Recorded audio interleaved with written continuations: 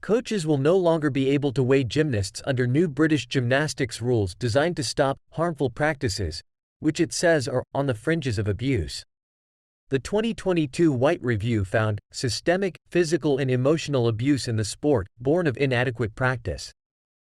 This included athletes having their bags searched for food in the tyranny of weight management.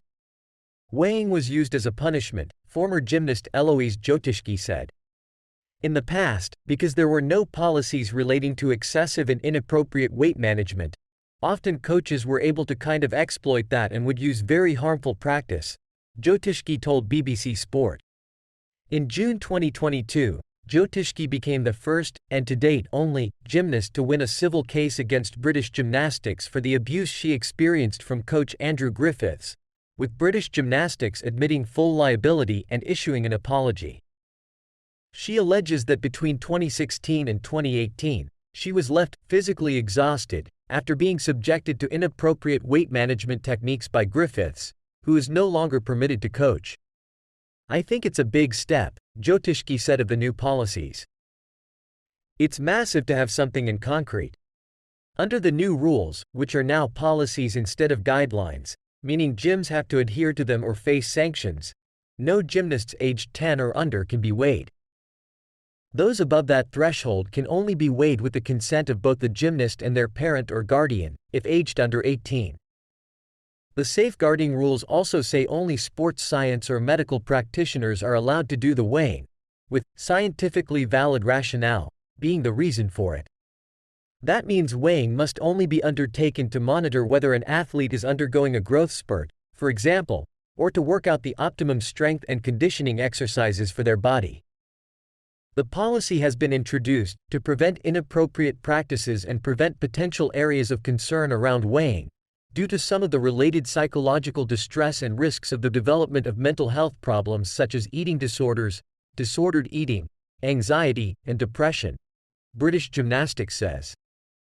Inappropriate or excessive weighing of gymnasts is an example of poor practice which may be on the fringe of abuse, and if, or repeated, could amount to abuse, it added. The Whyte Review, co-commissioned by UK Sport and Sport England, focused on the period from August 2008 to August 2020 and received more than 400 submissions.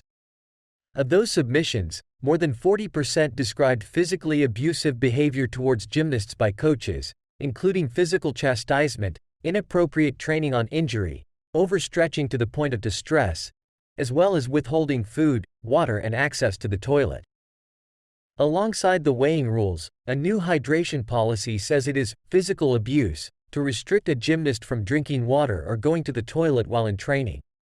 It stresses gymnasts should be able and encouraged to take in on fluids regularly, while visits to the toilet should be allowed at the earliest available opportunity.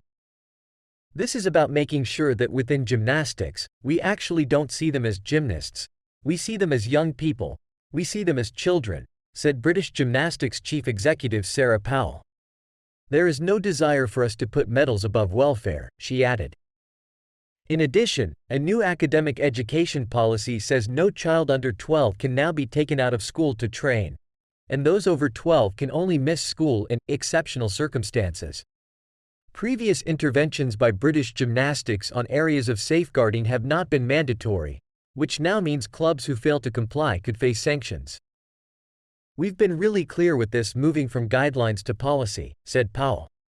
It's really important that we're clear that their performance in gymnastics is not reliant on them missing school.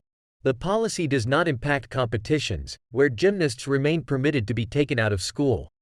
In June, campaign group Gymnasts for Change criticized British Gymnastics for not implementing enough changes a year on from the initial Whyte Review findings.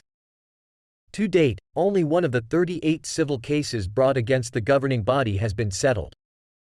The organization was among those critical of the governing body when a public list of banned coaches was published in September, which review author Whyte suggested doesn't go far enough. British Gymnastics is working through a caseload of around 350 feet concerns from gymnasts, many of which date back years. The governing body says it is continuing to strengthen the complaints process and to improve communication and support for those involved.